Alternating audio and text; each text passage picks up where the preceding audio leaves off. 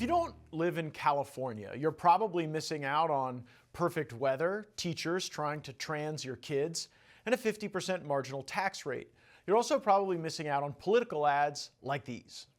Now he's attempting an unprecedented power grab to steal congressional seats and rig the 2026 election. Prop 50, the Election Rigging Response Act, puts our elections back on a level playing field by putting power in the hands of the people. Prop 50 is a direct attack on democracy, a dangerous idea that tears away the power of choice. Trust citizens, not politicians. No on 50. What is this all about? Even if you're not seeing the political war being waged in the Golden State, don't think it won't impact you. In November of this year, there's going to be an election in California to basically steal 5 congressional seats from Republicans. The party of defending democracy has now sought to change the rules in the middle of the game. It's got a very COVID election energy to us.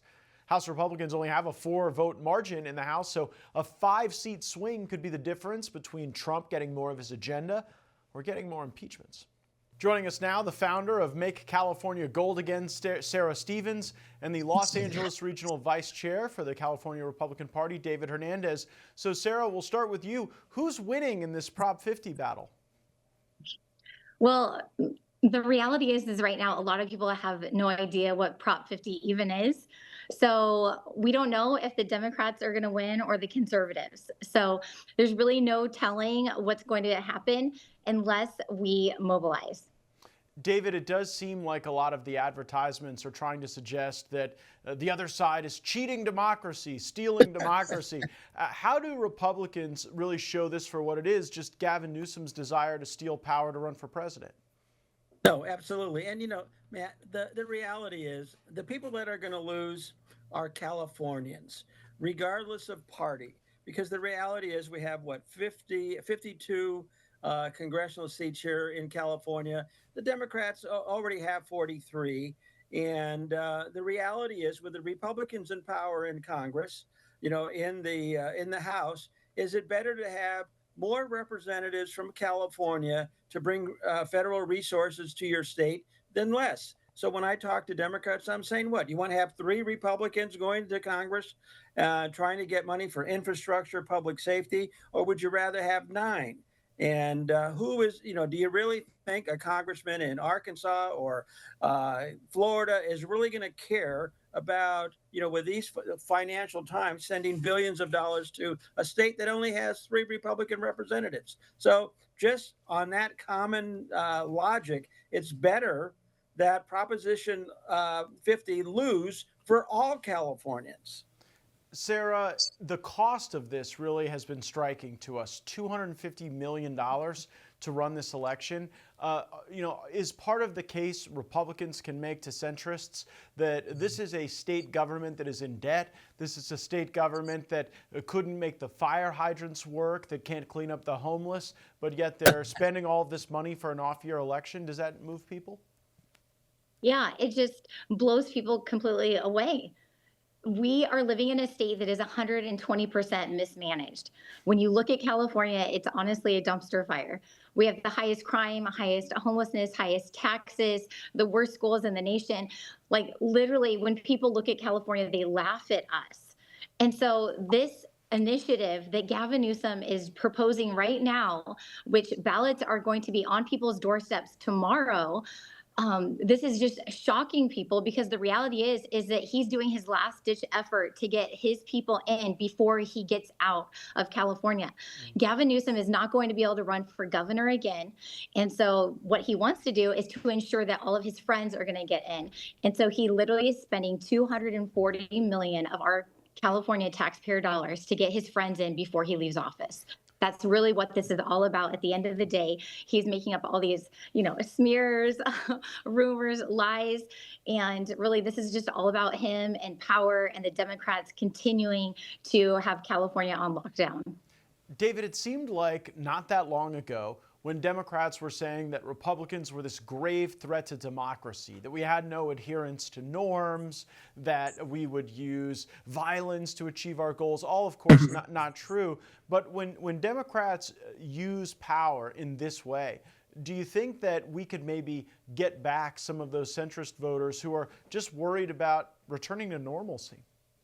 Yeah, absolutely. And and here's the reality: the Democrats are losing, the Democrat leadership, because the average Democrat voter. I mean, we just saw last month in California, you had about 48,000 new registered Republicans and 186 new registered Democrats.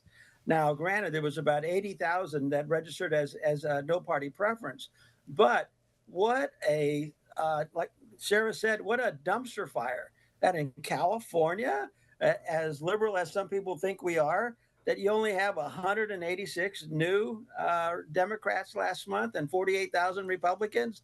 I mean, we have a state that's a single party rule state. We don't, Republicans don't hold any of the statewide offices. The Democrats have a supermajority in the Assembly, the Senate. We have some of the worst schools, the worst infrastructure, the crime, the homelessness, the unemployment, and you want to give these people the right to redraw their own congressional seats? I mean, that is ludicrous. We used to think about democracy as if it were the voters selecting their leaders, not the leaders turning around and reverse engineering who their voters would be. Sarah, do you sense that conservatives, Republicans are motivated and fired up, or is this something that it's really kind of an inside baseball struggle and turf war? No, I think that actually that this effort that Gavin Newsom is doing is unifying the conservatives in California even more. I think this is putting more fuel to our fire to say enough is enough. They've already destroyed our state. We're not going to let them finish it. We're not going to let them end it. We're taking over in 2026. So this is creating a movement across California. And we know that right now, the most important thing, so if there's any conservatives on here watching, this is what we're asking each and every conservative to do, is to use your platform, whether it's social media, your email list, all of your friends texting, let every single person know that it is time to vote no on Prop 50. And then also to not only get out there and vote on November 4th, and if you can't get out and vote, literally mail your ballot in. We have to overwhelm this election because it's a special election. The Democrats know that not that many people are going to come out. Maybe they're going to send out all their illegal immigrants.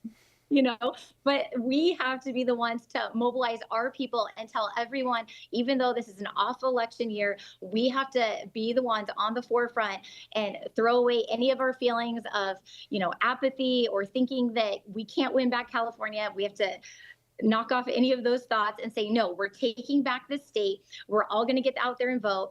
And literally, we're just voting for one thing. That's the only thing that's on the ballot is for Prop 50. So we need everyone to just vote no. And that's how we're going to win. This could be a step in the right direction for us as conservatives. The biggest step, honestly, to take back our state. And sometimes you can catch them in those off-year elections. They're harder to catch in California in a regular cycle, so they may not get exactly what they want here. David, if we were to doomcast here and anticipate that Newsom would get his way, he would get his referendum passed, what does this do to the current Republicans who are representing California in Congress? Would they end up running against each other in some of these really packed districts in Southern California? Well, Matt, and the one thing that people may not realize is you don't have to live in the district in order to run in the district. Unlike Senate or Assembly, where you have to live in the district. And so the 9 Republicans that are seated now, they can pick and choose what districts that they're going to run in. But this has really given us a jump start to the 2026 election cycle, because all over California, I mean, especially for the Republican Party, it's a really grassroots effort.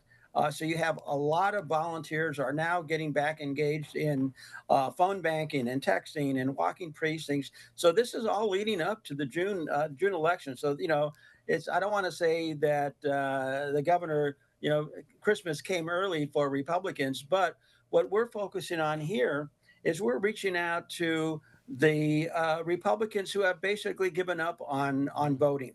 And that's a really high percentage. I mean, higher than people realize. And so we're contacting Republicans that have maybe only voted once or none out of the past five elections, letting them know about what's going on. And when this That's is great. successful, that, when they see that, wait, we can actually win, then they are going to be fired up for the next election cycle. Yeah, So, it sounds, David, what you're describing is like a good political workout.